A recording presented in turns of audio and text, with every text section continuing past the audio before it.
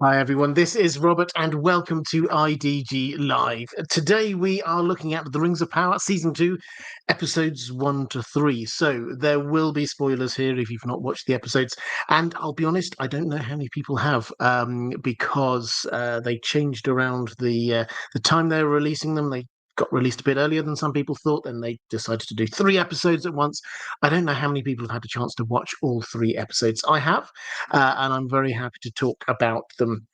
But I'm also happy to take questions on other things as well. So we'll see how we go. It may well be that this isn't a particularly long live stream if people haven't watched it yet. But as they are being released, my time, it was 8 o'clock in the morning. So Eastern American time, that's 3 o'clock in the morning, 9 o'clock in the morning, Central European time. So that hasn't left lots of people lots of time to watch these, but we will go through this. I've got several questions, as always, from my patrons.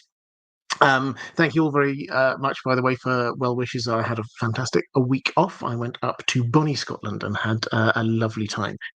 So let's get into this. I won't do a full breakdown of the episodes, frankly, because there was quite a lot that happened. So I would just be talking about sort of doing a breakdown, and feel free to watch them. But I will answer. I've got the questions I've got. I've got a broad range of subjects, so we'll be covering a lot of the things that happened in those episodes. So let's just start off. Maura Lee, actually, I see you're in the chat. Hi there. Thank you so much, Maura, for your support. As always, hugely appreciated. Saying this is for Tom Bombadil, Goldberry, and for all those living in Middle-earth that love the Ents. Yes, absolutely. So we got, and I should say again, spoilers. We didn't get to see in these 3 episodes Tom Bombadil. We didn't get to see Goldberry. We've been promised Tom Bombadil. Goldberry, we don't know. And as for the Ents, it did look like they made an appearance right at the very end of episode 3. So we'll have to wait and see what's going on there. In terms of, because I don't think I had a question about the Ents, that was just outside of Mordor. Now, the working assumption is, based on the maps that they've got, that the Ents that we know are still largely based in Fangorn Forest. So this is probably the Ent Wives. Now, I did a video about the Ent Wives a little while ago, if you're interested in that, but at this point in history, in Middle-earth history, they've kind of moved off. It seems a relatively amicable separation, but they sort of moved off. They prefer order, they prefer gardens, and so they've headed off to an area which later becomes known as the Brownlands, for rather sad reasons. But this is probably the Ent Wives rather than the Ents themselves. So hopefully next episode we might actually get to see them properly. Commander Ray, who's been a channel member now for 9 months, so thank you very much. Saying time flies like Gandalf said when you watch these great streams. Thank you, Robert and mods. Well, thank you, and this is an early thank you to the moderators. I've got some fantastic moderators here who do amazing work, just keeping this a safe place. Lots of people have lots of different opinions about this show. My approach here is that I only talk about things that I enjoy, and I appreciate a healthy debate in the chat, but the moment it gets into anything that is not uplifting or is a personal attack in any way, shape, or form, then moderators know they've got my full support in zapping comments. So very happy for any thoughts. I will try and pick up as many questions as I can in the chat. And if you are there already, feel free to say a little thank you to the moderators, because they are wonderful, and show them a little bit of love.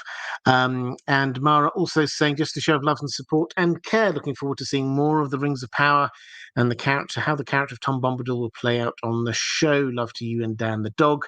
And also saying to the fellow moderators. So yeah, absolutely. But Maura, I did get some questions over on Patreon from you, so I'll pick off one of those now as you are here, asking who is the Dark Wizard. So we saw off in the room, we met the Dark Wizard, and that was the only name that we have for him. Now, he does appear to definitely be magical. He does definitely appear to be a wizard. We're not told, so this is a mystery, not like a mystery box. They do seem to have at least slightly moved away from this mystery box approach that they had, the showrunners they had in season 1. But this is a mystery who this person is. I think there's 3 broad options here. One of them is that this is a blue wizard. We know that the blue wizards, the starry blue wizards, at least one of them was here in the Second Age, off in the east, working against Sauron. My instinct is probably not, for the simple reason that in the Second Age, the blue wizards were actually pretty positive and good, and they basically got sent back in the Third Age because they did such a good job in the Second Age. Tolkien didn't go into huge amounts of detail here, but that's the best way we can kind of patch together these stories. So probably not the blue wizards. Another option is that this could be someone like Saruman. They certainly had the long, straight hair, looked like perhaps a younger version of Christopher Lee might look. I mean, it's possible, but again, I can't. Although Saruman, I did ages ago a video on when did Saruman go evil, which I'm meaning to redo and put back up again. He properly fell evil in the Third Age, but there was a long build up to it. This is somebody who's already properly evil. So I think we can probably leave out the idea that this is Saruman at this point. I said 3. I think there's 4 possible options. The third option is he's just a dark wizard. Not every character has to be somebody that we know of from somewhere in Tolkien's Legendarium. Tolkien did not write much about the East. Rhûn. Incidentally, Rhûn, when you hear it, just means the East. It's not the name of a country or anything like that. It's just, as far as the elves were concerned, they didn't really know much about the East, so it's just Rhûn. It's just the East. And so perhaps this is just a random dark wizard. Which does lead into the 4th possibility, which I like. I don't have nothing to base this on at all, other than the fact that we should be looking in the show for characters who could potentially become ring wraiths. Now, what we know is we've got the 9 rings that eventually will be forged on the show, that are there for mortal men. We know that Sauron distributed them to people who became great kings and sorcerers and leaders in their time. Now, if we've already got someone here who is a magic user who clearly seems to like power in some way, then he seems to be a perfect opportunity for someone who Sauron might wish to have on his side. And we do know that at least one of the ringwraiths, one of the Nazgul, originally came from the east, from Rhûn, because we have the name of one of them, Khamûl the Easterling. He's the second in command of the Nazgul, so that's the only link I can kind of make. But basically, if we're looking for 9 characters, we know one of them's from the east. We're told, Tolkien tells us, that 3 came from Numenor, so look out for up to 3 potential characters who could become Nazgul in Numenor, and then 5 more from around and about. So yeah, that's, if I had to guess, we could be seeing Khamûl the Easterling. Martin S saying, greetings from Kiruna. That would be the very northernmost town and municipality in Sweden, and it's my first time above the polar circle. Well, I've never been above the polar circle, so I hope you're staying nice and warm. And I have to say, so last week I was up in Scotland and that felt a little bit wet and windy, it has to be said, but I suspect that the weather where you are is even more so. Well, it may or may not be wet, but certainly a little bit nippier. So hi, great to see you. I've got some questions, or a question I think from you over on Patreon, which I will get to at some point. Rhoda Mitra saying, salutations, Robert and Dan the dog, and to you too, sir. I hope you enjoyed your break and are doing well. I really enjoyed Círdan the shipwright. I feel they gave him a particularly ethereal presence on screen, significant to an original from Cuiviénen. What exactly was he trying to do by taking the rings and going out into the sea? Nerd of the Rings, Matt said it was to throw it into the sea overlooking a crevice or crack into Beleriand. Is this true? And what about that blowout from the ocean upwards into his boat? Was that Ulmo giving a sign again, prompting him to look into the bag? Well, first of all, for those who don't know, I've got a video coming out on Círdan, so if you're interested in the character, keep an eye out for that. But yes, he is one of, as you say, one of the originals. So he is the oldest elf there is out there in Middle-earth. When you get people like Galadriel, she was born perhaps thousands of years later. We don't know the exact timescales here, but Círdan was one of the original elves from the area where the elves first awoke. He was there when the Valar said, come, follow us. You can come over and live with us over in the Undying Lands. He headed off all the way to the far west, which was even further away in those times, but didn't make it. And he stayed in Middle-earth. People like Galadriel were born over in the Undying Lands later. People like Elrond were born much later back on Middle-earth. So Círdan is old and he is wise. And he is, in fact, he's the oldest and the wisest in Middle-earth. And his appearance is pretty much unique for elves in the fact that you saw they gave him a beard. That is canon. He had a beard. He had grey hair. He looked older. I don't know. I mean, feel free, someone in the chat. Maybe I missed something. I didn't quite understand why they made him shave off his beard, because he should have a beard. This is one of those things where, and I should probably say, I've only watched these once. So it's the same as you. If you just watch them through, I'm sure I've missed stuff. This for me is not just me telling you, explaining things to you. If you picked up on things that I did not, I would love to know about them and share them with people. So if you picked up some clue as to why he shaved off his beard, I would love to know that. But in terms of why did he, or what was he going to do with those rings? I think what the show was trying to tell us was that he got persuaded by Elrond to at the very least consider destroying these rings. And so he goes out into the water and we see him hold out the pouch with the rings, and then it wasn't 100% clear, but there was some sort of, whether he dropped them and they got pushed back out, or there was just this pushing up motion from the sea. They ended up on the deck and open, and he could look in, and from that moment he realized that these were good, they were okay. Now I think what they were trying to show us was this was Ulmo. And this is where Círdan, he's an elf of the sea. This is where his greatest love is. He loves boats, he loves ships, he loves sailing. And so if he's seeking serenity, seeking answers, if he's wanting to get closer to the Valar, then he will go there.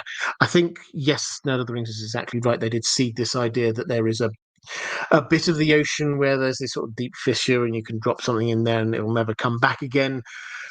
That seems to have been where he went. But I think the implication is that Ulmo, Lord of the Waters, who is the best of the Valar, he basically had said, no, this is okay. I have a quick flick through the chat. Reflective Rambling, hey, great to see you as well. And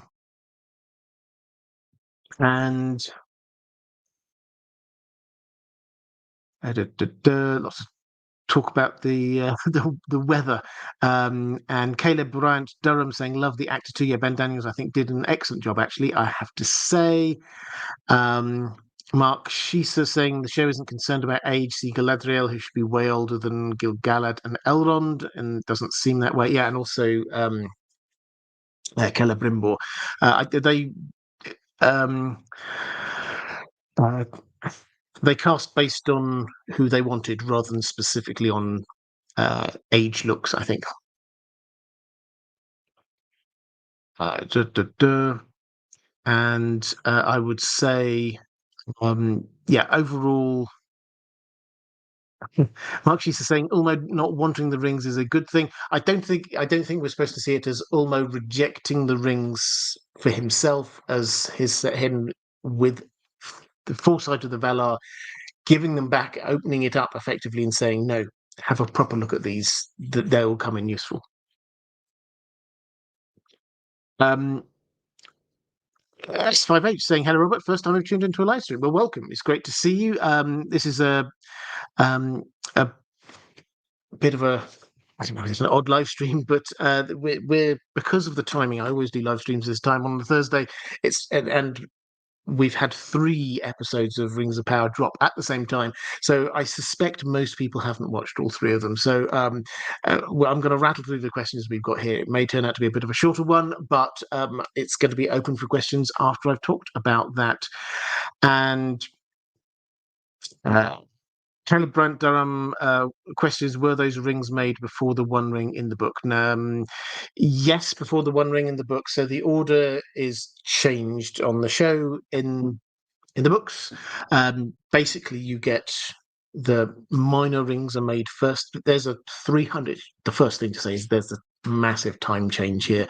The Anatar plan. Anatar was there with Celebrimbor for 300 years making rings, basically, not 3 weeks. So 300 years. During the first bit of that, they made the minor rings of power, ones that Gandalf calls the essays in the craft.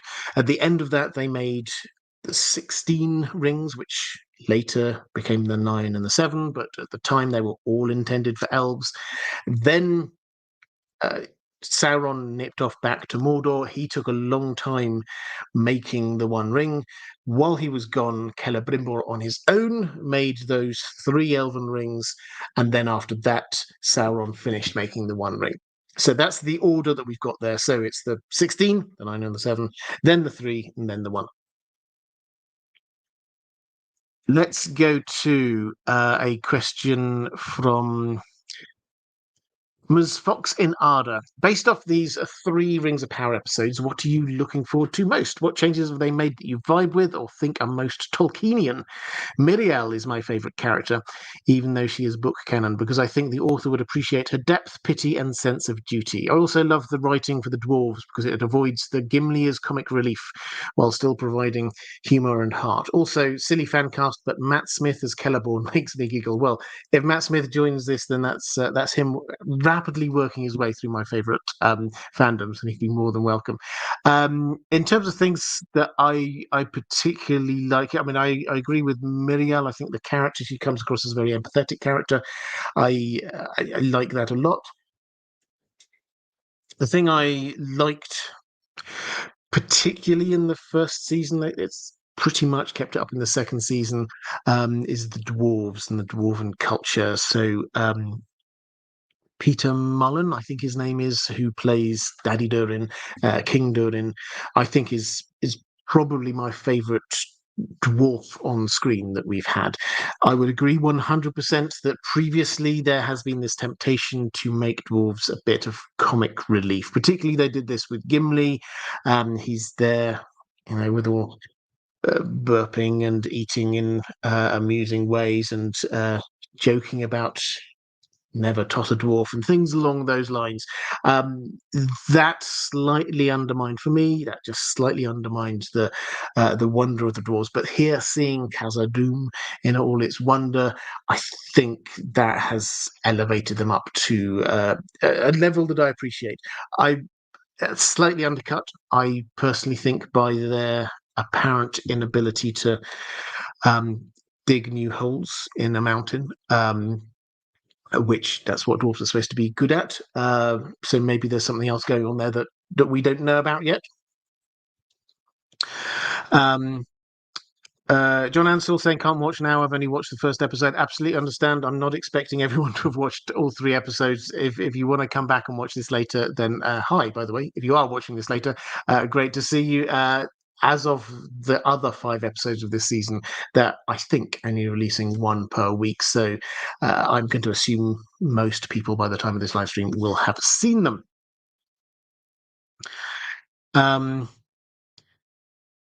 Sword of the Morning saying, so we have the 3 rings and a Gandless Gandalf. Yeah, so I mean, I tweeted about this. I don't know if I've got a question about Gandalf coming up or the Stranger coming up, but as an observation, this isn't in any way. I've got no great insight on this, but it was very noticeable that they used for the word for staff stick is Gand, and it's very clear that the stranger is now looking for his Gand, which is obviously half of Gandalf, and they're also at the same time trying to name the stranger, and he clearly doesn't think he's got the name right yet. So, yeah, he may well be a completely different character. They may be pulling the wool over our eyes, but we should note that they are now pretty much every episode giving us hints that this is Gandalf. For those who are interested, Alf, ALF, is just the same as elf. So this is the elf with the staff, which comes from, historically, people didn't know who Gandalf was, and they kind of assumed, as he seemed to be immortal and he was one could do great magic and he had a staff, they just kind of assumed that he was an elf with a staff. Oh, pardon me, an elf with a staff, hence Gandalf. And he decided he didn't wish to contradict anyone on that. He would just allow them to call him what they wanted to, and eventually seems to have embraced this as his name.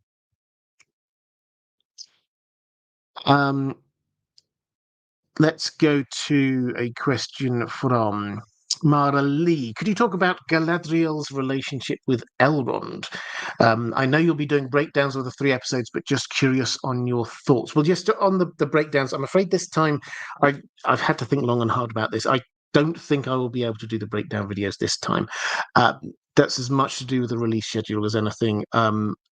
I simply can't do 3 breakdown videos in a week, which means that I will be running late for next week. And by the time we're there, then we're 4 episodes into a season and we're halfway through. So what I've decided is to focus in my attention this time to be doing the lore videos rather than the breakdown videos. I will happily push people over. If you've got recommendations for where good breakdown videos are, I will happily send people over to there. Just send my love as you go. I'll start with a shout out to my friend Matt, who does excellent videos, Nerd of the Rings. I know he's already got breakdown videos for the first 3 episodes up. So if you want breakdown videos, then please do go and check that out. Commander Ray saying, is he Gandalf the Shabby because he isn't grey enough yet? Yeah, maybe. And Sarah Alana Pristine, great to see you. A good night. I hope you have a good evening. And Cole Klasnark, always here with the etymology. Gald or Gand is the Old Norse root stem from magic or sorcery, making Gandalf something like magic elf or elf wizard, if you like. Yeah. So that's the kind of the derivation. The one where Tolkien was go with in his own language is elf with the staff or wand, which is very similar, obviously, to the magic user idea. Mystic asking if I'm going to do a review or breakdown at the end of episode 8. Yeah, I may well do that. Actually, that might be certainly a lot easier for me. Maura Lee asking about Galadriel's relationship with Elrond. Yeah, I mean, they've set them up as friends, and I think this is one thing that they have tried to emphasize in Rings of Power, which I do appreciate, is this idea of the centrality of friendship, because friendship in and of itself is, although we have in other TV shows, we have people who are friends, the importance of that friendship is something which was very strong, were very important to Tolkien, and they have tried very clearly to create, particularly Elrond being friends with Durin, being friends with Galadriel, and this idea that you can be a friend of somebody. Similarly, we have Isildur, who has his friends, and that relationship with that person is an important part of who you are, and therefore how you relate to the world as a whole. Compare that to, and this isn't in any way a shade, but it's an important distinction, to something like House of the Dragon. And if you have to try and pick out, well, who are the firm friends there, who they're going to prioritize the other person and care about the other. There aren't so many obvious answers there, so I'm very glad that they've done this. And what they've also, I think, tried to show is that friendship isn't just easy, we go along holding hands and everything's fine, but sometimes you have disagreements, sometimes you see things in different ways, and you need to work your way through that. So that, I think, is what they're trying to show here with Galadriel and Elrond. I will find it interesting to see where they go with this, if they bring in the fact that Galadriel will have a daughter, Celebrian, who Elrond will marry. Now, that surely will change the nature of the dynamic a little bit, because at the moment they just seem to be friends, but suddenly she's going to turn into family and a mother-in-law, which may slightly change the dynamic. Okay, let's go to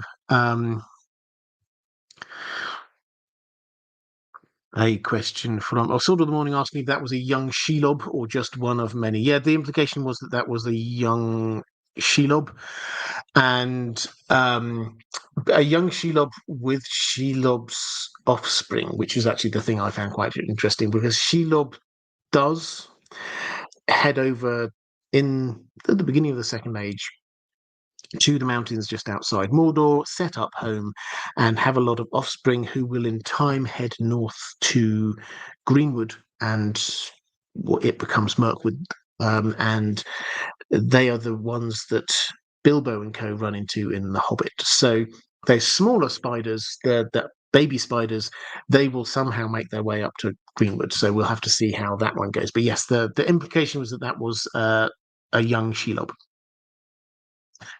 And the thing probably to note with Shelob, Tolkien's actually gives quite a good description of Shelob.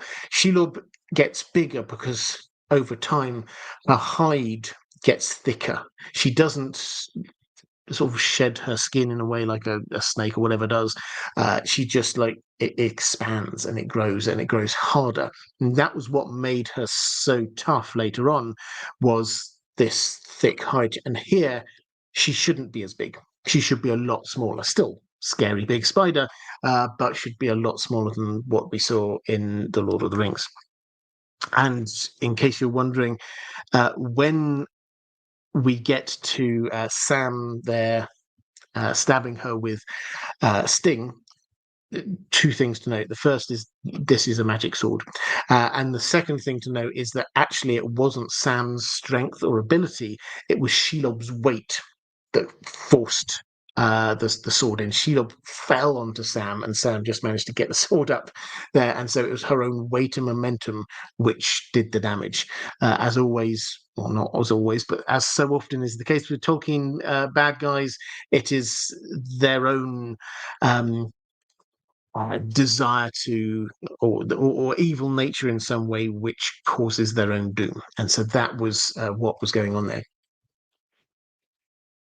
Martin S. Saying, I've watched about 2 1/3 episodes. My impression is better than season 1. Some references I like as a Tolkien fan. Yeah, I'd be interested to know which references you did like as a Tolkien fan. Personally, I would say that yes, I also thought this was a step up. There was some of the things which were good on season 1, like the visuals, like the music. I think they kept the same standard. Some of the things I wasn't as keen on season 1, like the plotting, like the scripts and dialogue, that has taken, for me, a marked step up. I'm not saying this is all like Emmy worthy stuff immediately, but the first three episodes, I think, were a marked step up from season one. So I'm pleased by that. Igrit Weirwood, hoisted by their own petard. Yes, absolutely. Great phrase. Let's go to Ranabe Mitra. What did you make of? Oh, this is continuing the sort of Sting and Shelob questions. What did you make of Kirith Ungol? The overall Isildur plot over that region and Pelargir was quite engaging, and I feel so happy seeing that Estrid is not Shelob in disguise. That was one of the rumours going round, and seeing Isildur leave that region completely puts an ease in my heart. Yeah, so a few different things to say there. Yeah, I really liked uh, Isildur in this. It's been a long time frustration for me. I think that the popular conception of Isildur is um, it burned into our minds by what happened in the beginning bit of the Fellowship of the Ring in the Peter Jackson film, which is not book accurate.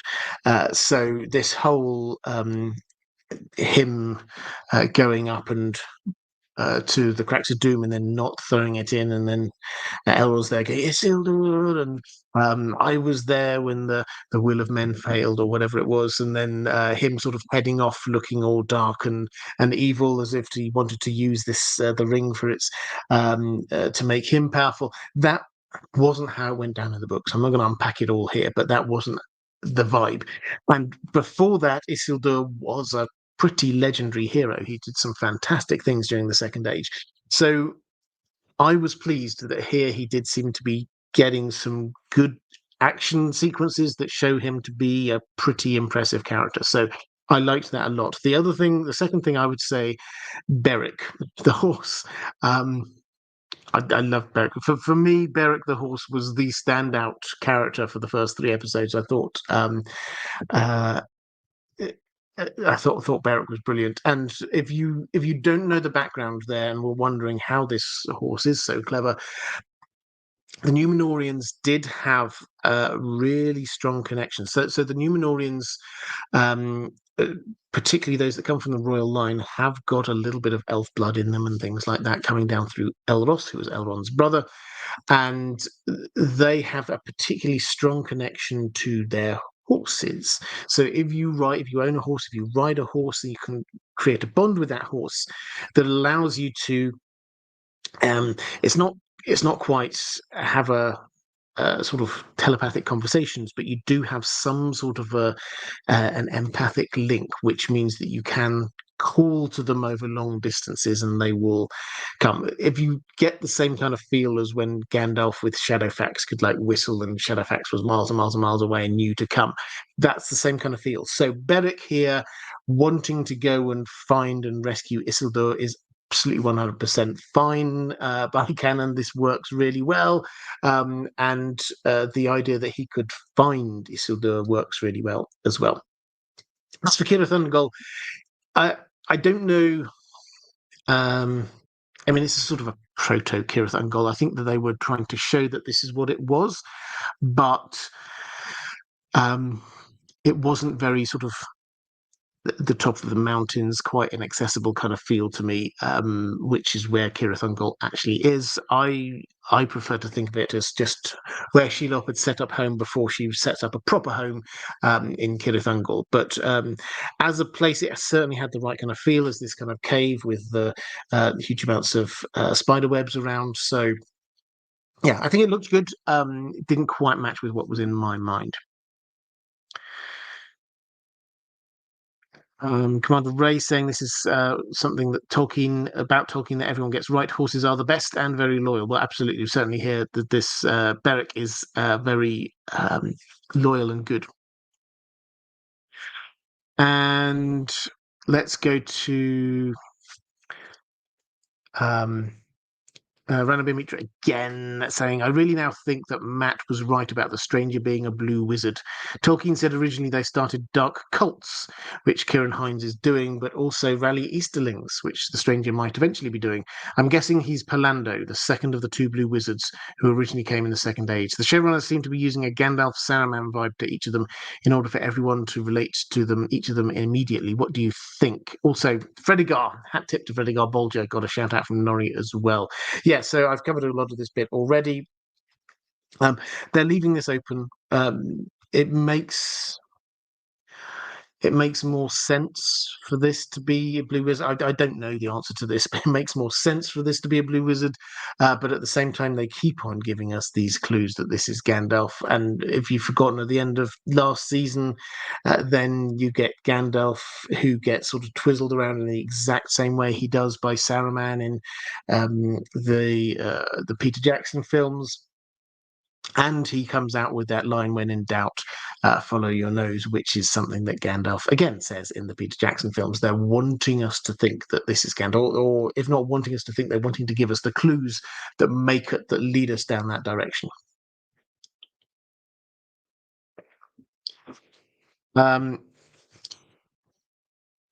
Kovacs saying, hi, Robert. I've not had time to watch the episodes yet, so no substantive question. Absolutely not a problem. How do you feel about shows with rocky starts, retconning to fix problems, or do you prefer fixes to work within the show's continuity? Well, this is an interesting one. So, a retcon that works well, I'm very happy with, but I think just most of the time, just making a good show from wherever you've got it to, that is my preference. So what we've got going on here with the Rings of Power is that season 1 had a lot of changes to the lore. Season 2 does have some changes to the lore, but it's almost as if they've sort of put a pause and said, okay, well, we'll just bank them and now we'll just move on and try and tell a story from this point. That, I think, is the best approach here for Rings of Power, is just to say, okay, and I don't know whether this is the case, but we've heard the feedback. The mystery box didn't really work well for telling a story like Tolkien told a story. The whole idea about a Silmaril being caught in a tree and then the lightning hitting it and that creating the mithril, that's kind of now baked in to the story, but they've not emphasize that at all, which I kind of understand. It's almost as if they just got like sort of hand waved it and said, okay, so that's it. Well, we won't talk about that much anymore. We'll now move on to thinking about what the next step is, which is about Rings of Power and things like that. So I think my instinct is just to say, just tell a good story. Accept where you are at. Some things perhaps you could retcon, but if you've got a lot of things that were bad, doing a whole series of just retconning everything just it doesn't quite work for me. One or two things, yes. A whole series, no.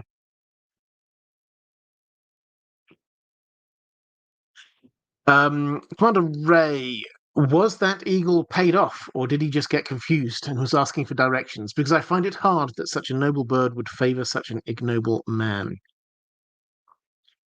Yeah, so a bit of background. The Great Eagles, we obviously know the Great Eagles. In Numenor, there were great eagles. There were some who lived in the mountains to the north, and in particular, there were 3 who lived at the top of Mount Meneltama, which is at the center of the island, the holy mountain. And the people would once, well, 3 times a year, people would march, led up by the king or queen, go to the top of the mountain, and they would basically worship Eru. And the 3 eagles who were there, they would sort of hover over and witness. They were known as the witnesses of Manwë. And they haven't really mentioned that aspect of it, but they did pick up on one thing, which was if you remember, the guy who, I don't know exactly what he was supposed to be, some sort of adjudicant priest or something along those lines. He says only a monarch can speak in here. That's what it was like at the top of Mount Meneltarm. The idea was only the king, only the queen would be able to speak. Everyone else had to be silent. So they kept that idea of this was like how you approach the holy in Rings of Power for that coronation. The eagle coming down, we're not told about this, that an eagle might appear for a coronation, so that's an invention. But I think the implication, at least the way I interpreted it when I saw it, the implication was that that eagle came down for the coronation. And it flew down for the coronation. It looked at Miriel. And then you get Pharazon's friend who suddenly spies an opportunity and starts calling for Pharazon. And Pharazon also sees the opportunity and he goes and stands in front of the eagle, at which point the eagle realizes what's going on and flies off. So that's the implication I got, was that this turned up for Miriel, but the others decided to try and make it look like it had turned up for Pharazon. So I'm okay with that. They don't seem to have been going with this idea that the Eagles were supportive of Pharazon. I think that they were going. It was just it turned up and the Eagles were being used.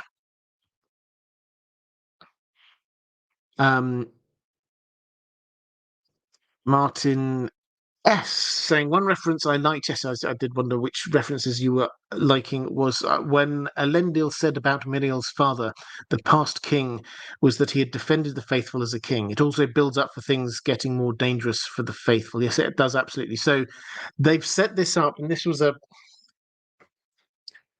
something that I don't think they did particularly well in season one, was to set the framework of Numenor, which is that so Pharazon does basically launch a coup, and he is there with the king's men, who are the people who are against the elves and ties to the elves, and then you have the faithful, which is just this small group number of people who retain these kind of links and desire to be honoring the Valar and friends with the elves. So they didn't really set that up very well. I think in season one here, we are starting to see the lines. So what I would hope, is over the next few episodes, what we will get is those dividing lines become a lot clearer.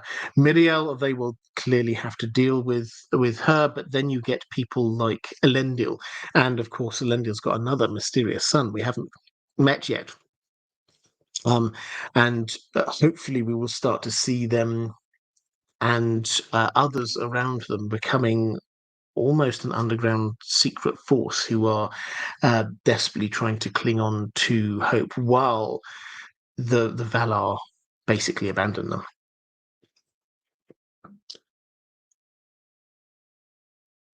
Let's go to Commander Ray saying, "Hello, Robert and Dan. I have enjoyed the show so far. It is a lot better, but there are points I don't like or rub me up the wrong way. One thing that I loved is how manipulative Sauron is. I think Maura Lee also asked about Sauron as well. I think Ranabe Mitra, you did too, actually.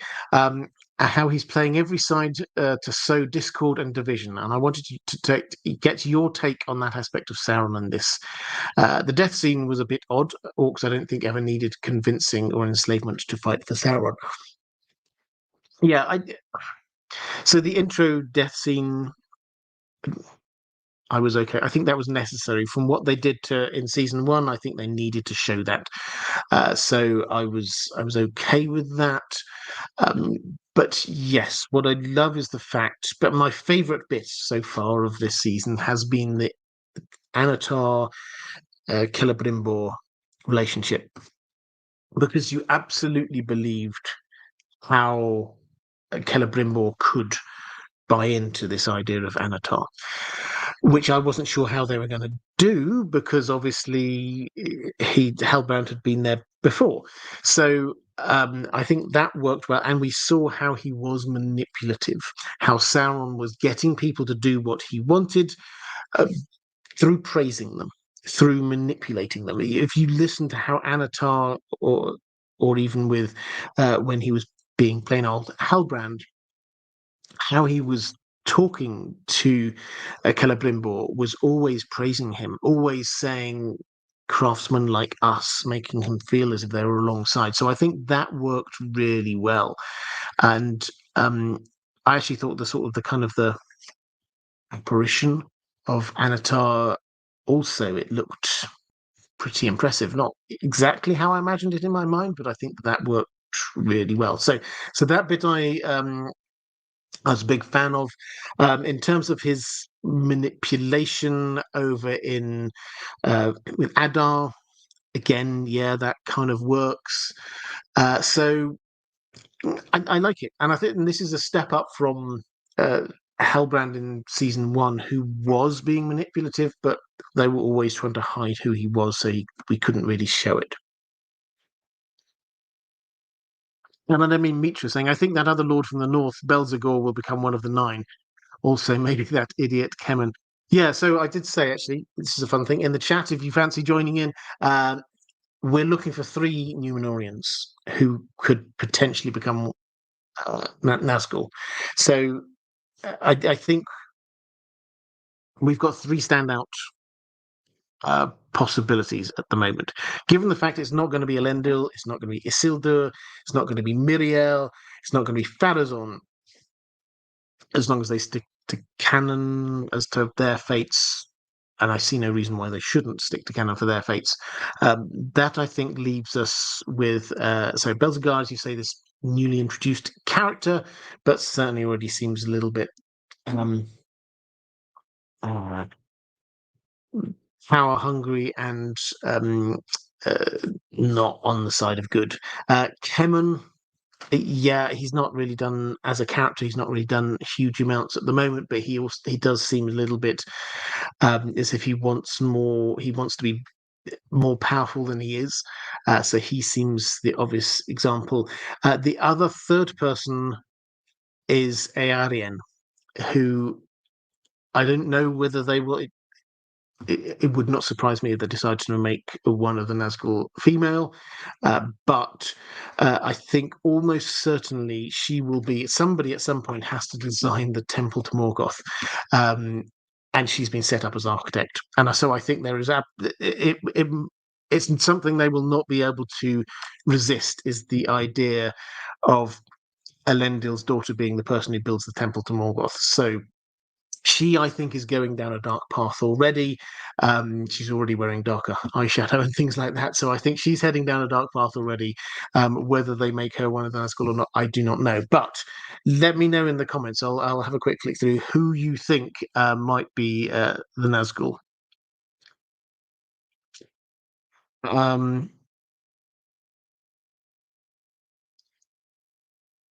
Commander Ray saying, I wonder if we've got all 3 already, assuming we get them. It's entirely possible we could get new people appearing.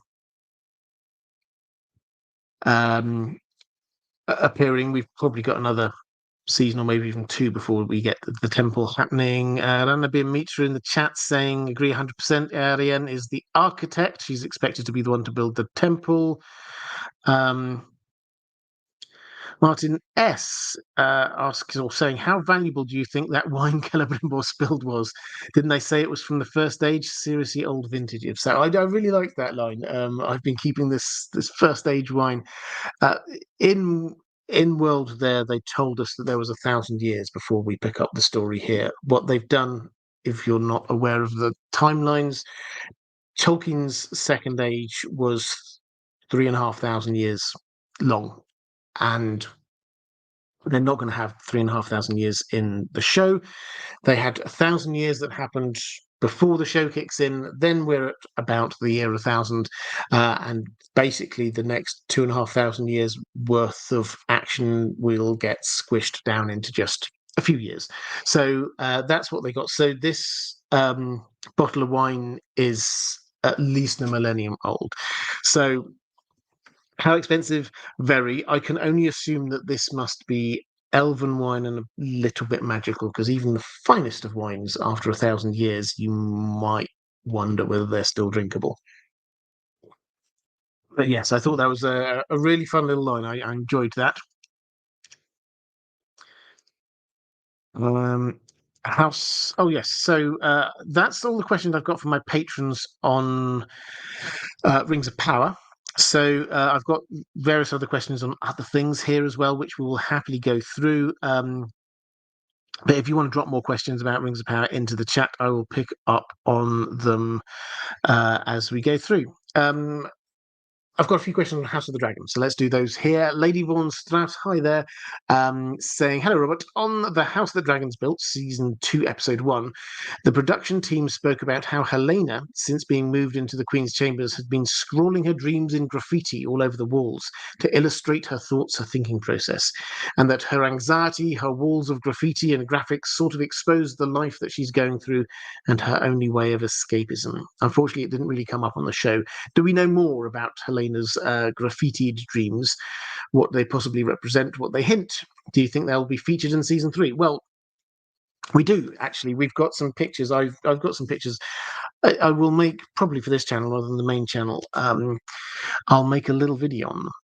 So we've got a few still shots of, she's got a book and she's got a wall and she has scrawled symbols, pictures, emblems, occasional words, and you can sort of decipher them. Some of them is a little bit hard. We may have to guess them, but some of them it's reasonably obvious. So, for example, there are two geese who are holding swords, and I think they were either fighting each other or they stabbed each other or something. House Cargill's sigil is of a goose.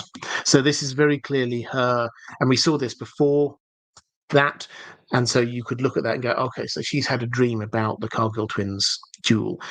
There are also various other things, though. So there's what looks like the House Massey sigil, which is important because you'll remember that Linda Massey was the person who came into King's Landing and recruited all of those dragon seeds to go off to Dragonstone. So people, and she was wandering around. I thought it was silly then. I think it's silly now. She was wandering around, first of all, in a big red cloak, and then secondly, underneath, she had a Massey sigil in big emblazoned on the front of whatever she was wearing underneath, which was kind of giving the game away a bit. But yeah, so that's what we've got. A lot of those kinds of things. I will try and do a video on that, just sort of setting out what it was that she had there. But basically, they're things which happened in the season.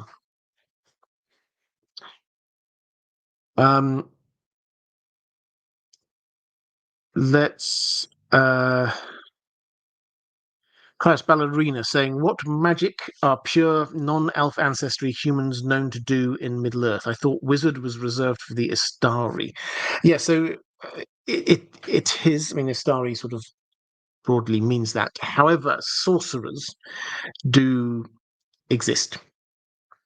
Now, what magic they do? Tolkien has famously got a very soft magic system. He doesn't explain how these things work at all, but we're told that the sorcerers exist. That the Nazgul, some of them went to become great sorcerers. The Witch King obviously did a lot of sorcery himself. There are magic users out there, and in terms of what sort of non-elf ancestry, it's not just. I mean, the elves would say Galadriel was very clear that she didn't use magic per se.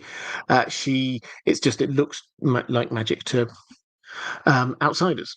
So the idea is that it's so linked in with nature, and it's just the way that they do things, that things which they don't think of as being particularly magical, like lembas bread, for example, is clearly magical.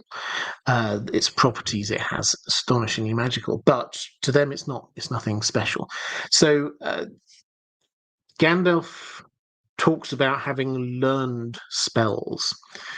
So the implication is it's not just somebody wrote a book of spells that Astari can learn, that there are things that spells that can be learned by normal humans. So that's the kind of implication. Tolkien doesn't go into like, and so you've got this spell list of destruction spells and this spell list here of alteration spells, whatever it is.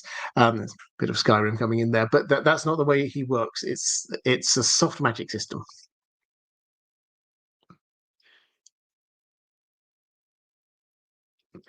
Um, Hannah Mitra saying, when Miriel tried to check for the Palantir, did you catch a quick glimpse of Narsil and possibly Tour's Blue Swan shield? Proper hat tip again. I did not. I'll have to have a look back at that. Thank you very much. This is what I mean when I say I've only seen this once, and it was over 3 hours worth of content. So I will have missed things. So please, if you've seen stuff you think I might not have seen, I'm very happy to share it with other people as well. Reflective rambling, picking up a question for Commander Ray. Thank you. I hugely appreciate when you do this.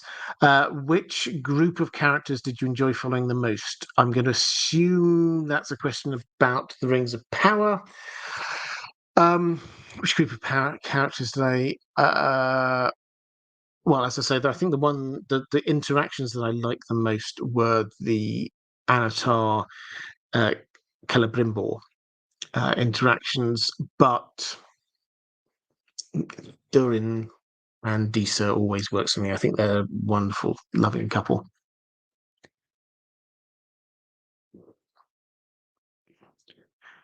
Let's go to another question about House of the Dragon. The Raven's Oath saying, I won't be able to make it this evening, but we'll catch the video later. Well, hello to you later.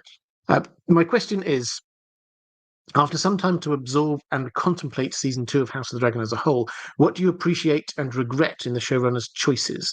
Interesting question. So, yeah, I've had a bit of time, obviously, to mull over season 2 of House of the Dragon. I did really enjoy it. I hope that came across in my coverage.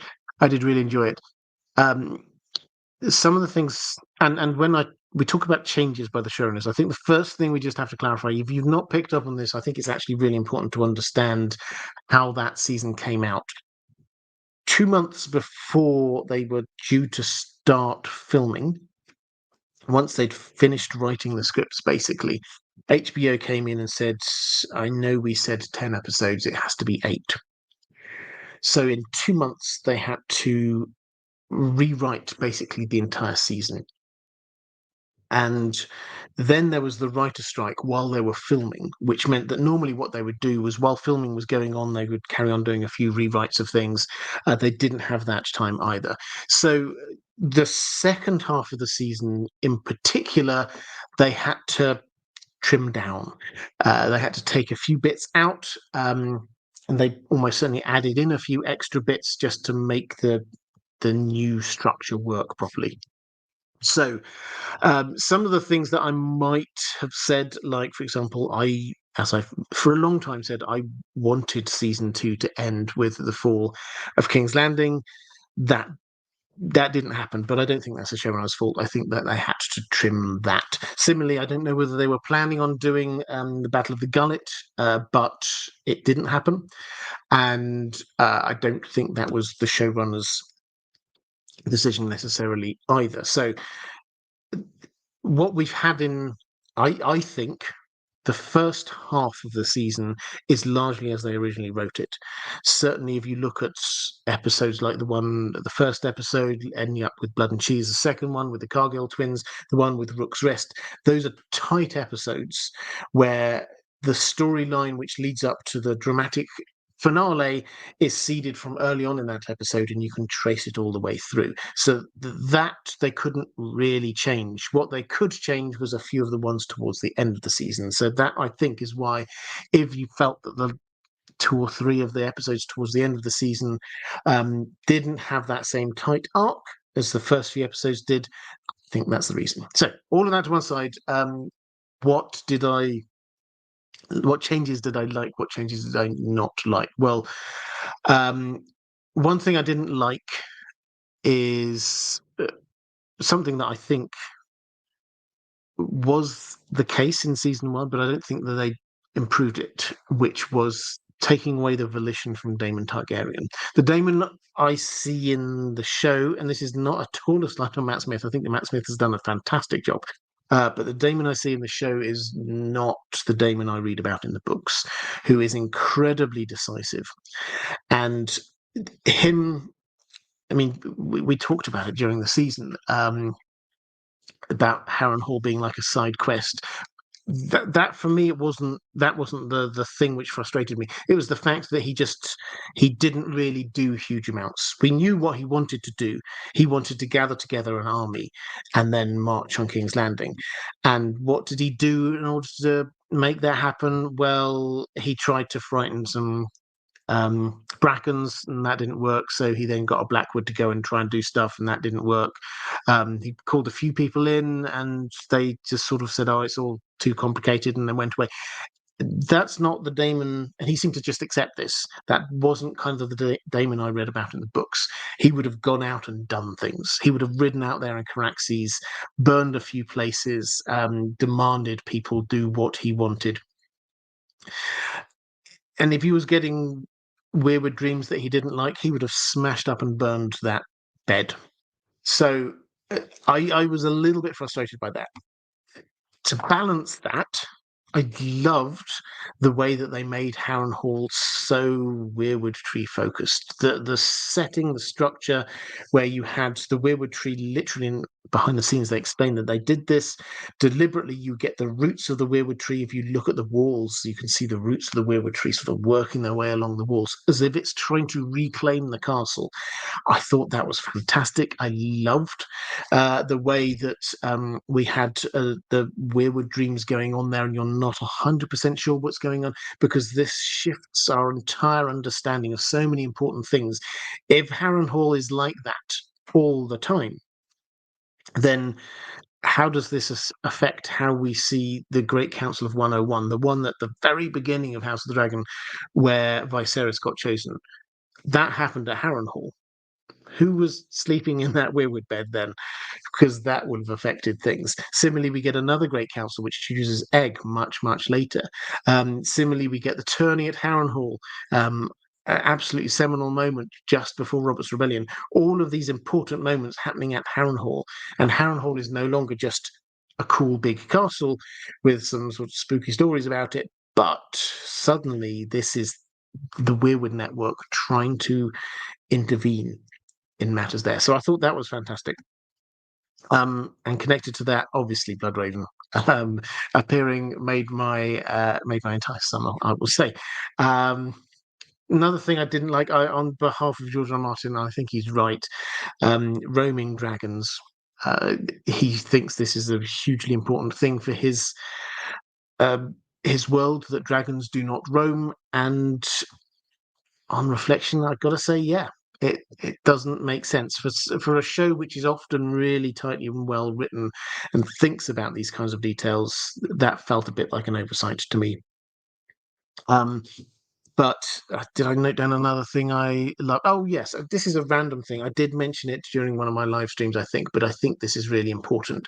During the Dragon Seeds, I thought they handled the Dragon Seeds thing pretty well. I love the way that they used Vermithor. In Vermithor, we saw the character of Vermithor, and also the character of Silverwing. But Jace was the character that it was nagging at the back of my head when reading the books about how the Dragon Seeds was not just a cool way to get more people to ride your dragons. It was ripping up centuries of tradition and would have implications for who potentially is in line to the throne. Because if Jace is thought to be a bastard, is a bastard, part of his claim is backed up by the fact that he's a dragon rider, thereby proving he's Targaryen. If you get the dragon seeds in, then suddenly all these other people therefore proven that they're Targaryens. Where does that place them in the line of succession? Does that not undermine Jace? And Jace acknowledged that and saw that and felt that in the show, and I thought that was really well done. Just a few quick questions. Andrew K in the chat saying, agree on Damon, should have weaved him in doing more, like consolidating a bit of the Riverlands or taking Stonehenge, etc. Yeah, I would agree. He was involved in those early battles, and he wasn't on the show. And agree, Weirwood saying, I liked the Weirwood tree reaching out for the other faces. Yeah, that the set design as well, with the Weirwood tree at Harrenhal just arched out over the waters. I thought that worked really well.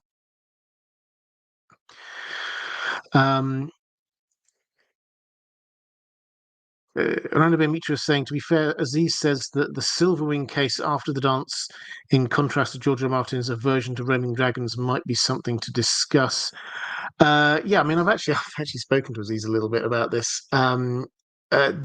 George R. Martin, when he was talking about uh, the the roaming dragons thing, he basically says, except in exceptional circumstances. And I think we can agree that what happened at Tumbleton with the death of Vermithor and the Dance of the Dragons was exceptional circumstances for Silverwing. And what Silverwing did was fly off to a place and then nest and not move. And that's the point that George R. R. Martin is trying to make. Is that okay? In exceptional circumstances, they've gone to a different place, but then not roamed around and done lots of different things, stayed there, and that's the point I think he was trying to make.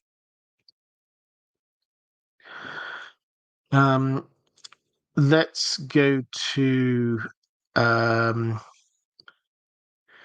Catherine Furseth saying, actually, we're talking about History of Westeros and Aziz. You're saying History of Westeros and Joe Magician had a fantastic live stream a few days ago where they discussed the Arda Faces, the God's Eye, Harrenhal, and Alice Rivers. All very interesting. I haven't seen it, but I'm sure it will have been. One of their speculations was how correctly Alice, as a magic user, interprets her visions, and that perhaps old gods' magical users, just like fire magic users like Melisandre, can misinterpret what they see. So if she saw a vision of, for example, the prince that was promised, she might have thought that was her and Aemon's son. Likewise, Damon seeing Dany without knowing who she was. It opened up a whole direction of thinking about Targaryens, fire magicians, and greenseers, all misinterpreting visions. What do you think? Yeah, so I agree with this, that visions and dreams and things can be misinterpreted, and that's a central part in how George R. Martin's world is built and how he builds out his plots. However, I think we do need to make an important distinction here.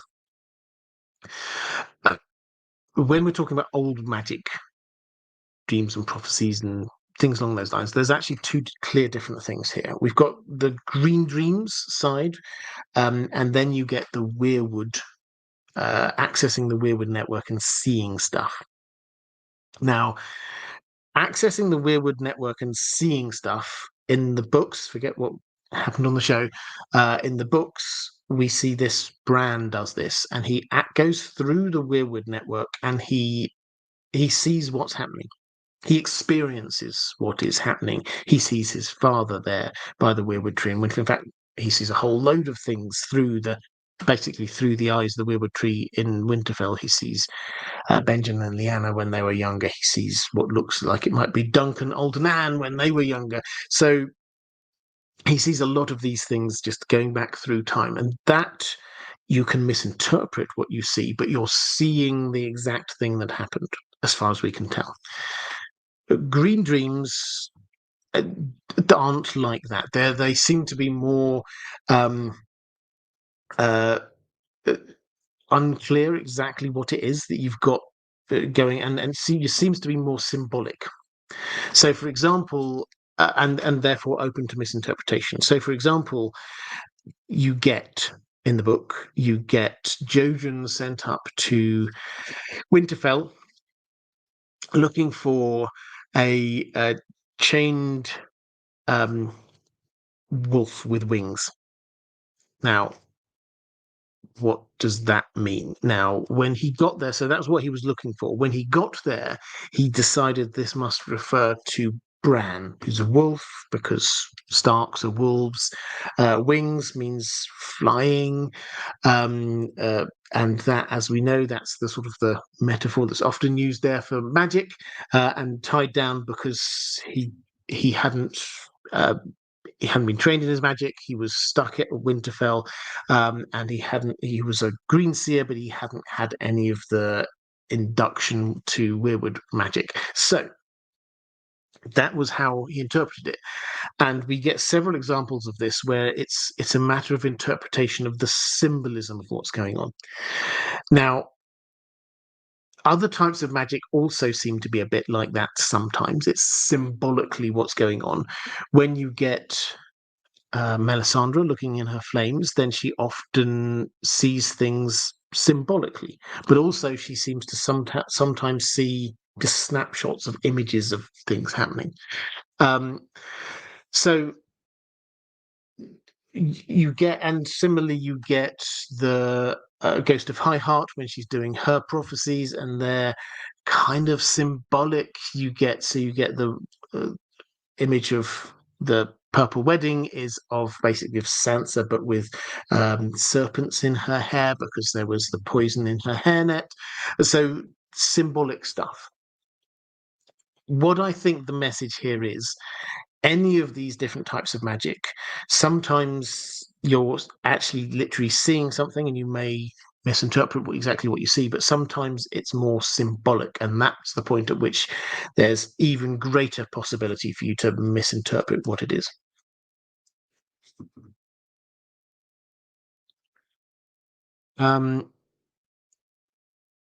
Right, that's questions about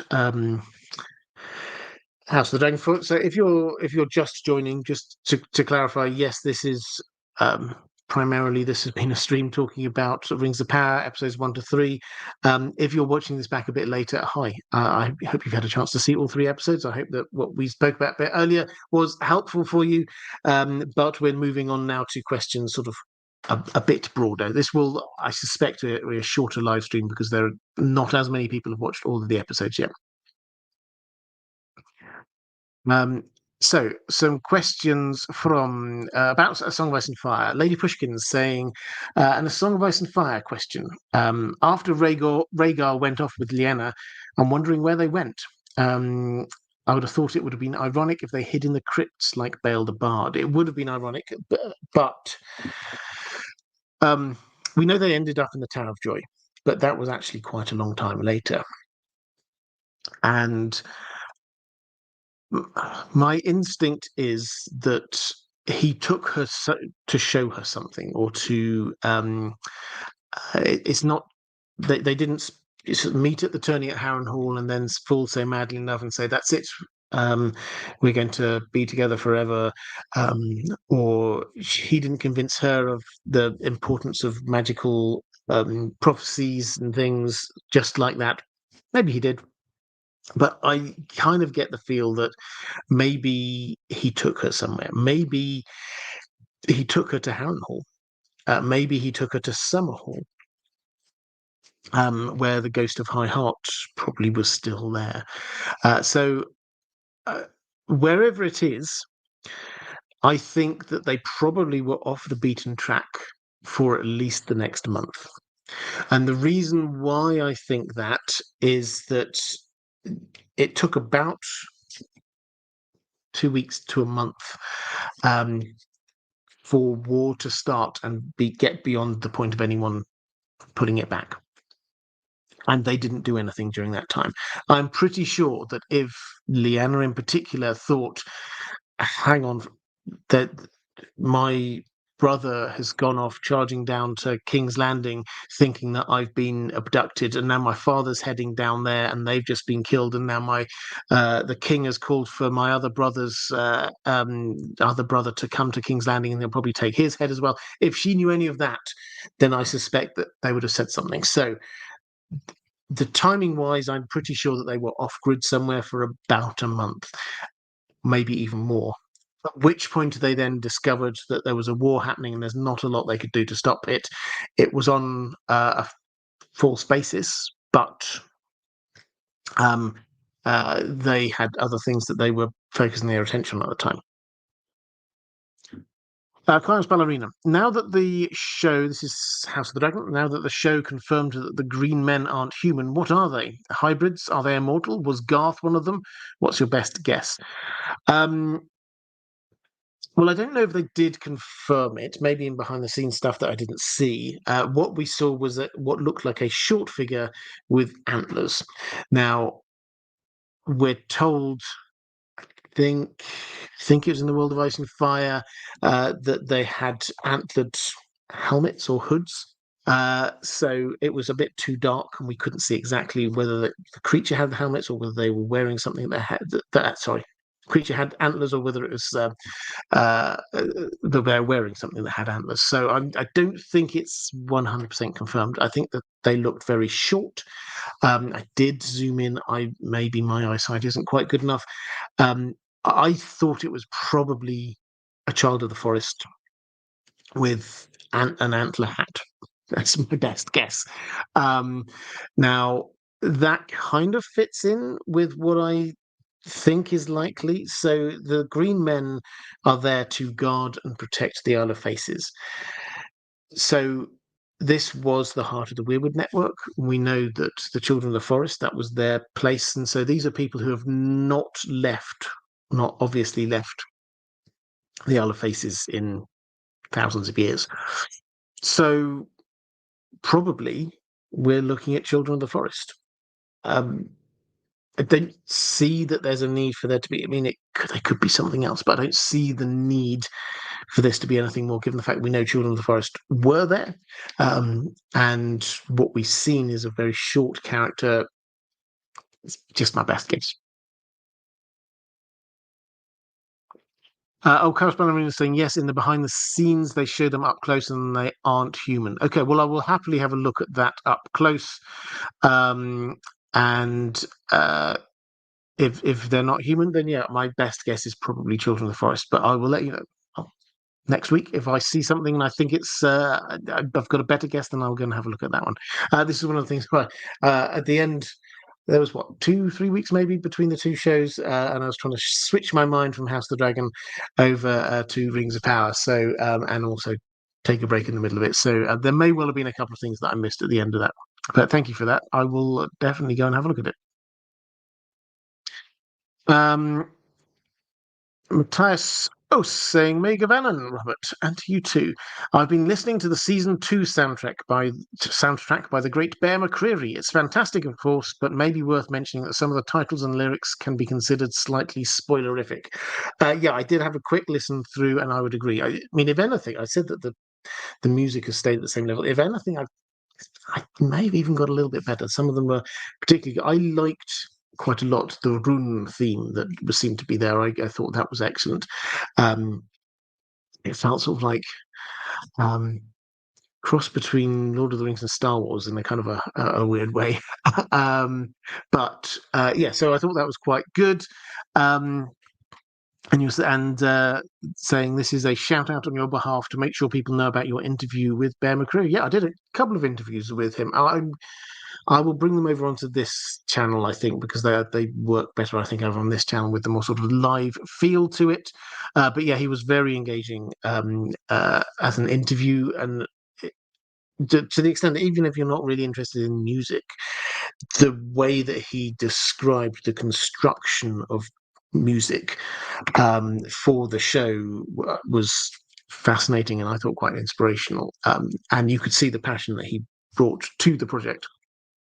So yeah, you're asking if there's a chance of another one. Maybe I'll have a look and see. I'll get back in contact to see whether he would be up for that. And then you also asked what my favorite adaptation of Tolkien's writing into music. If you're talking about like which sort of musical things I love in terms of, I think the Howard Shore work on the original Lord of the Rings. I'm obviously not the first or only person to say this or think this, but the Shire theme is amazing. The Rohan theme is amazing. One thing I would, just in case you did not know, draw people's attention to is The Road Goes Ever On.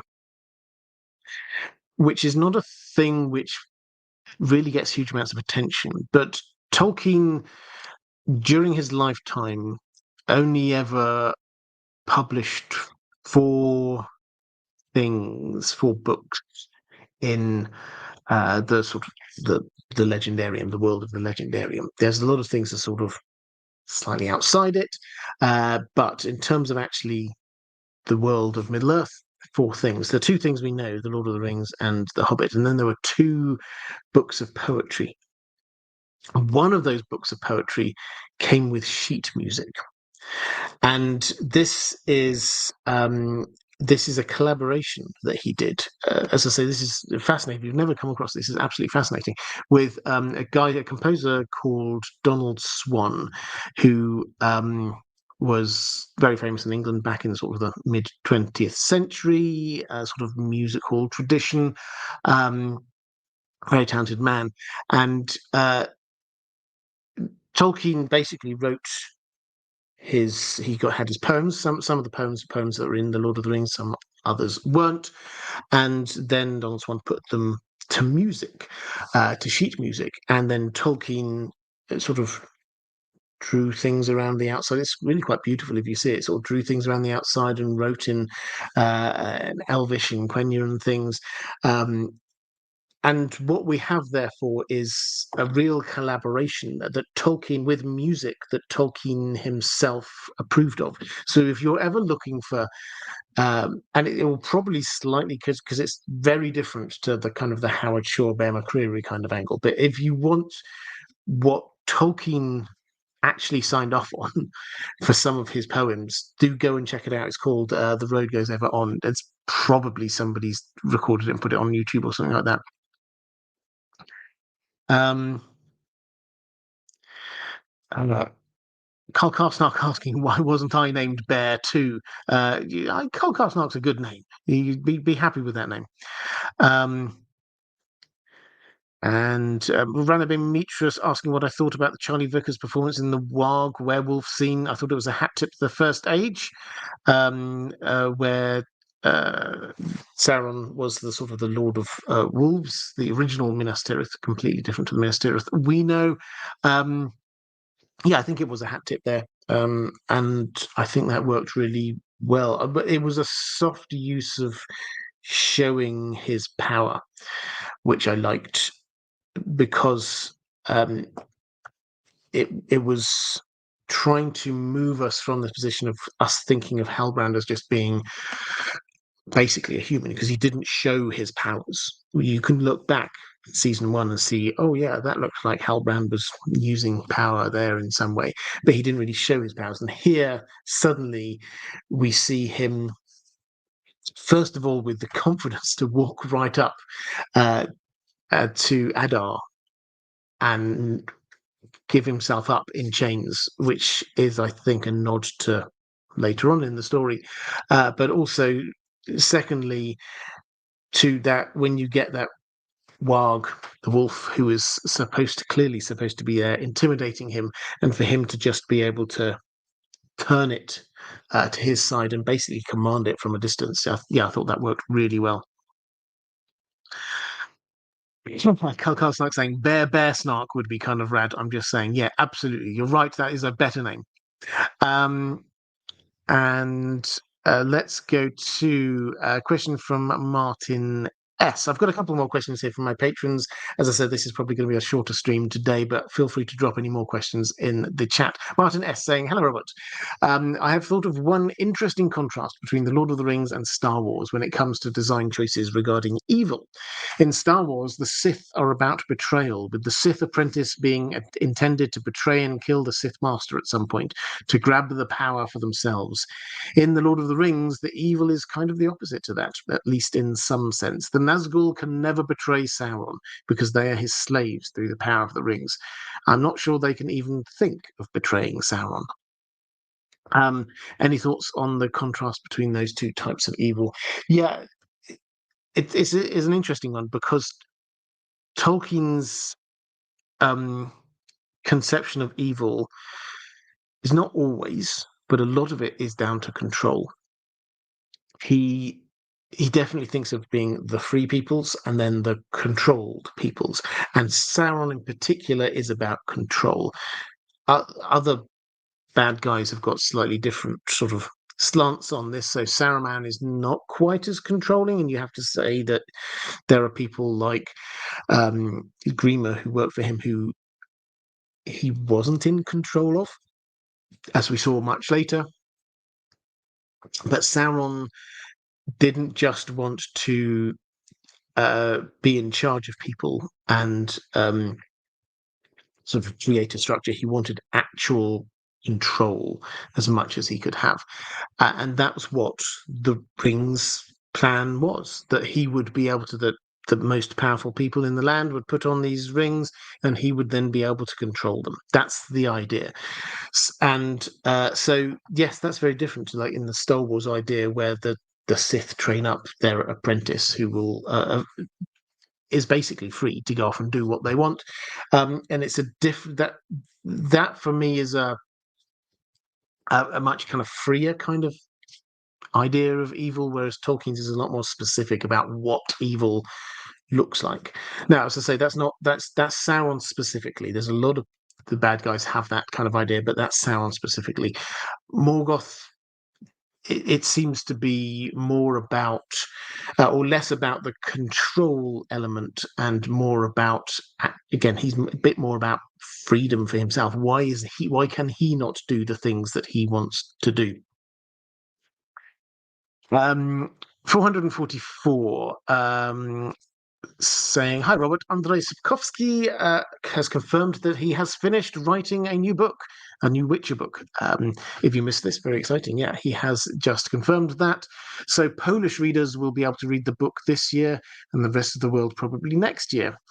Yeah, you move on to Tolkien thing in a moment, but just to pick up on that, yeah, I think you're probably right there. He did say that he was aiming for this to be out for Christmas in Polish, with New Year for translations. Uh, I, yeah, I mean, I don't think it's beyond the realms of possibility that it could be translated, probably not into lots of languages, but maybe into English as well before Christmas. But in any event, yeah, we'll be getting the new story, and also we're getting the animated Sirens of the Deep story at some point, probably December, because they seem to like doing Witcher stuff in December, which I'm really looking forward to. Which Geralt is being voiced by Doug Cockle, who is Geralt in the video games. So that's another thing to look forward to. I am still making Witcher videos. They will start coming towards the end of the year. I will start creating a few more Witcher videos because there's a lot of interesting things going on.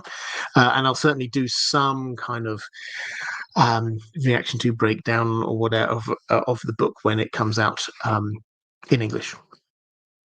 My Polish is not excellent. And then you also talked about the War of the Rohirrim. Yes, I saw the trailer of Lord of the Rings, The War of the Rohirrim. I was impressed by the animation, but realized I know little about the Tolkien story on which it is based.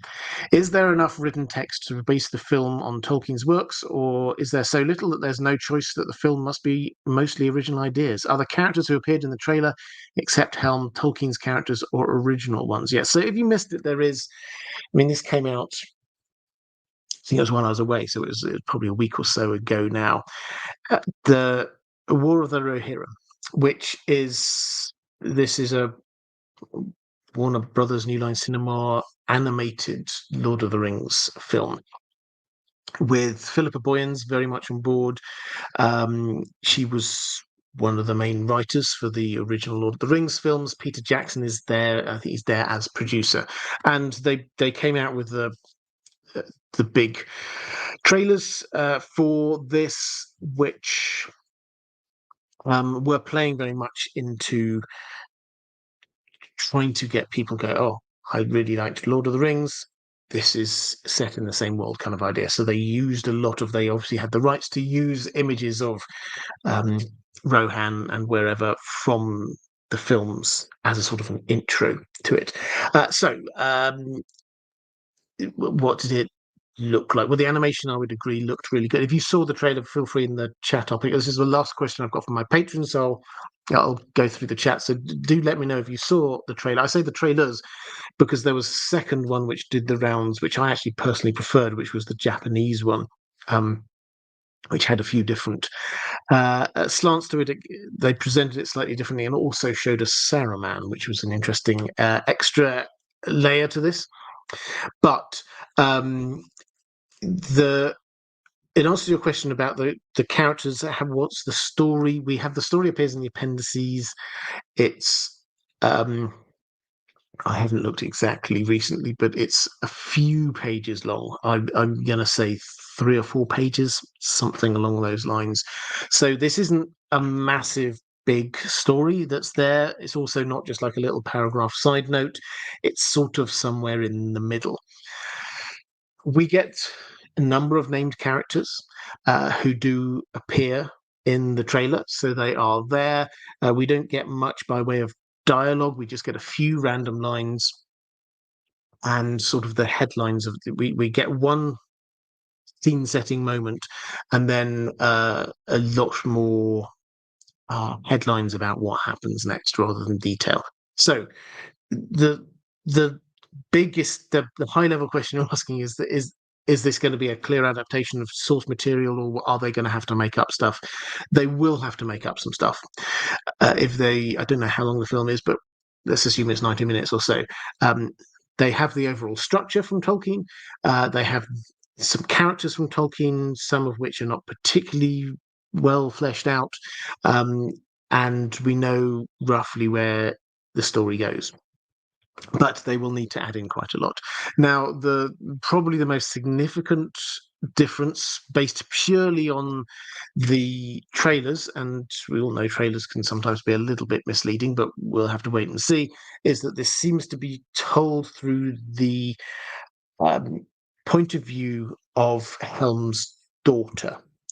Now, there's nothing wrong with that in and of itself. Helm's daughter is an important player in the story that Tolkien wrote, but she's not named and she doesn't do much. Basically, the intro point is that somebody comes in and wants his son to marry Helm's daughter. There's a bit of an altercation and things just go downhill from there. So if this is being told or shown, it would appear through her point of view, and that means that they have definitely added in a huge amount of extra stuff going on there, and potentially, again, we don't know till we see the film, potentially shifted the focus away from characters like Helm, whose story this is, and onto her. So the potential is there for people to get a bit annoyed with this, but we will have to wait and see.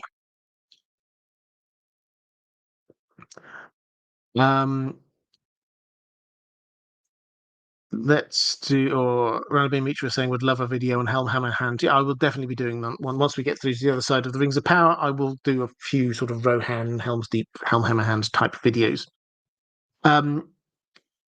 Cash Ballerina saying Rhaegar mirrors Aegon the First. 2 wives, one of duty, one of love, into prophecy, has 2 sons. Do you think Rhaegar also noticed this and changed his mind back into thinking that he was the prince that was promised? It explains his confidence at the Trident. I think no, I don't think he changed his mind back. I think that he thought that his son Aegon was going to be the prince that was promised. If we take Dany's vision in the House of the Undying, then we see he's there with Elia and he's got his son Aegon, and he's saying he is the prince that was promised. And then there must be one more. He's already named his first daughter Rhaenys, and he says there must be one more. And the implication is that that one more is going to be a daughter named Visenya. So that seems to be the case. And this happens very quickly after that. We get Aegon is born, and then it's literally within a matter of a few days, maybe a couple of weeks, he's gone. He's out of there.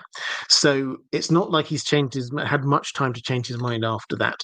He heads off midwinter very possibly, as a complete aside, if he was aware of the prophecy that we've been hearing about, Aegon's prophecy, suddenly you get this winter, unexpected winter, a second winter comes. We think of it as the year of the full spring. They will have thought about it at the time as we had winter and then there was spring, and then out of nowhere winter came again. He will probably have been thinking, focused on prophecy as he was, this is it. This is the winter that we've heard about. I need to hurry up and get this third child. So that seems to be what was pushing him. I don't think he went back to thinking he was. His confidence going into the Battle of the Trident, I don't think that necessarily means that he thinks that he is the prince that was promised. I think that he thinks that he has to do certain things and he will therefore survive. He is 100% convinced. Everything he does, he seems to be 100% convinced in his own rightness. So I think it's a really interesting thought, but no, I think he's stuck with this idea. How many questions in Rings of Power? Yes, there are 8, so they've released 3, and then we've got, I believe, 1 a week from now for the next 5 weeks. Andrew K saying, for me, it's more Rhaegar could not contemplate events not going his way, hence the lack of contingency plans in the event of his death. Yeah, I agree with that completely. Ranabin Mitra saying, do you think for the Rings of Power season ending, they're going to condense the siege of Eregion, founding of Imladris, and the defeat of Sauron by Gil-galad and Pharazôn? I think we'll definitely get the founding of Imladris and the siege of Eregion. Probably, I think I saw a trailer where Gil-galad goes to war, in which case, yes, quite possibly they will. With all of these things, they're having to condense the timeline because that's what they've been trying to do. So, what happens in the books basically is you get Sauron's plan goes wrong. The elves realise that he's made this master ring. He then goes, right, I'm gonna have to get those rings back then. So he invades basically all of Middle Earth. He gets to Eregion. He gets the rings back, most of them anyway, not the 3 elven rings, so that he can distribute them, and then he pushes on. And he pushes on all the way up towards Linden before the Númenóreans come to the rescue and push everything all the way back. In the middle of all of that, Elrond tries to he gets sent out with a force from Gil-galad to try to relieve Eregion, to help out Celebrimbor.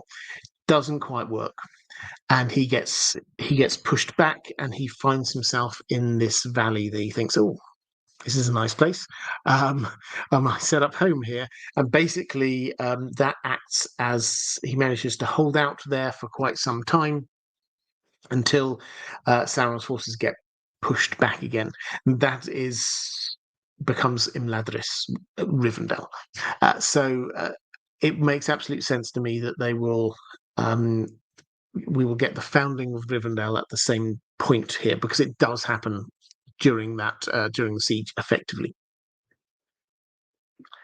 Okay, and I think with Rabbi Mitra saying, I think they definitely close the season with Pharazôn taking Sauron to Númenor. I mean, I don't know if they will. They need Sauron. A lot has to happen in the season. They need Sauron to distribute the rings, and I do wonder whether they will have that as season 3. So they could do this up to roughly the siege of Eregion. Then we'll get him being pushed back, but distributing rings to create ring wraiths. Then after that, we can get a season of him in Númenor, and then after that, we can get the final season, which is leading up to the Last Alliance. That, again, that's how I would do it if you're going to constrict the timeline like that.